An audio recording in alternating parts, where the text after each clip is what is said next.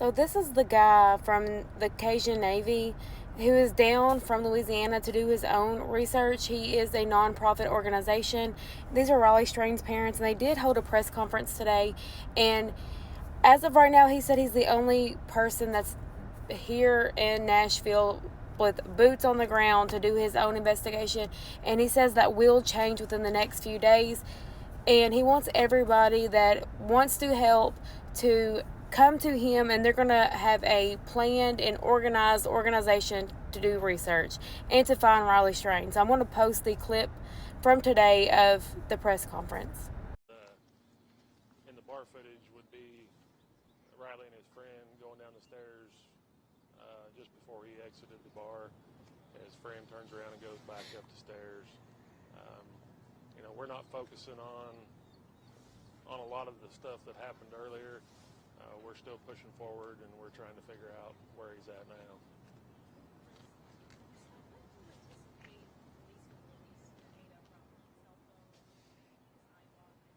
I am not able to comment on that at this point. I know that they're still digging through information, so hopefully they'll be able to provide information here, as we move forward.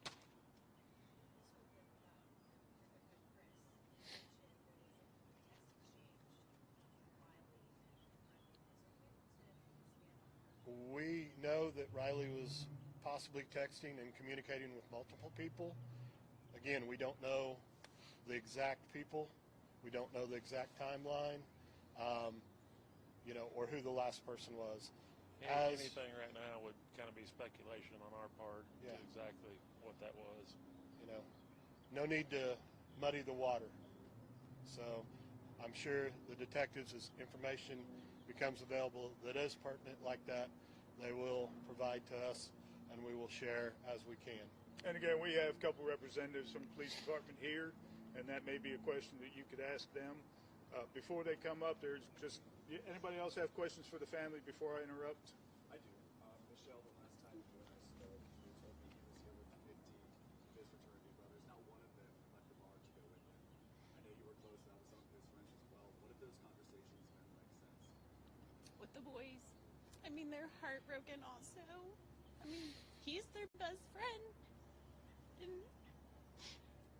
we love these boys like our own. And it's just as hard on them as it is on us. And right now, we really are focusing on bringing Riley home. his last point. He's my best friend. He's everything. Is that it?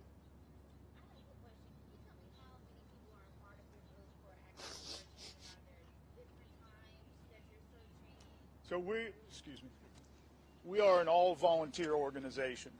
So people who work with us, volunteer with us, have jobs, have families. And so there's, at any given time, that number is going to fluctuate. Sometimes it might be 2 people, and sometimes it might be 200 people. At this point, I am the only boots on the ground for the United Cajun Navy, and that is going to change here very shortly. We're going to get as many people who are associated with our organization involved in this search. The ground search is what I'm referring to. We have a couple representatives from MMPD who'd like to speak with you, but before they do, there's one thing I do want to say, and if I hurt somebody's feelings out there, oh well. I'm a retired Pennsylvania State Trooper. There has been a lot of chatter on social media about the police are or are not handling this investigation properly. They should have done this. They should have done that.